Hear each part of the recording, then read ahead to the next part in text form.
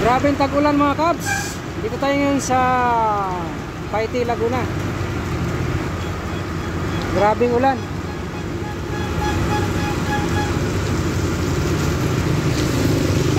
Papunta tayo sa Pakil, magbabayad tayo ng tubig. Nautosan tayo magbayad ng tubig ng ating commander. May jeep na, sana makasakay tayo dito. Dito na tayo sa Pakil. Tapos na tayo magbayad ng tubig at tayo uuwi na, baka tayo ay mabukulan.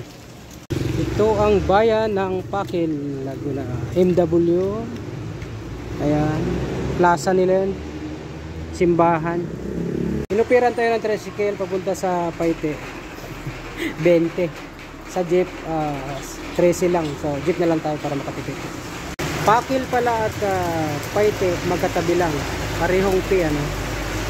Mga ilang minuto lang sa jeep kapag sumakay ka.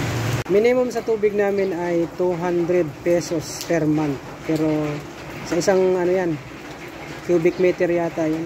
Pero nabayaran ko ngayon ay 160. So hindi pa kami umabot sa minimum na gamit ng tubig. Hinintay natin. Balik na tayo dito sa ating tahanan. Grabe yung nasakyan ko kanina. May edad na yung driver, pero pag bumirit parang ano pa, 20 anyos. Baliktad naman ngayong nasakyan ko. May bata pa pero relax lang mag-drive.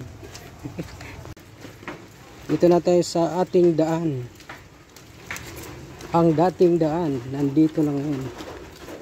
Pag walang semento, putik to dito.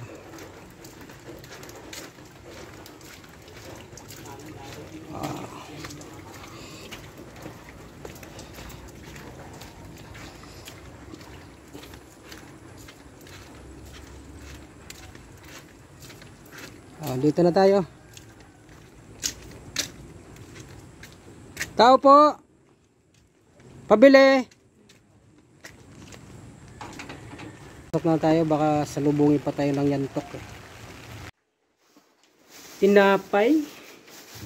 Tapos peanut. Ito lang yung bayad ko pag ano.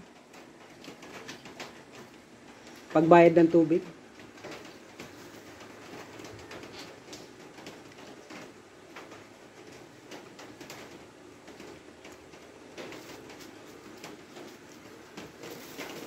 Ito ba yung nagsabi kanina? Na ano? Pandesal! Malaki! Ito? Malaki, hindi naman malaki na. Ha? Malamig na nga eh. Sabi mainit, malamig na eh.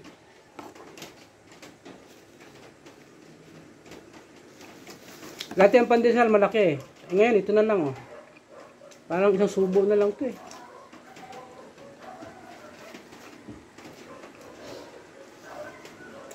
Talagang nagtipid na. Nagtipid sa harina.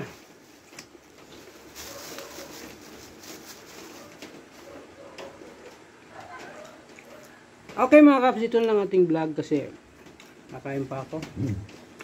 Nakakagutom pala magbiyahe.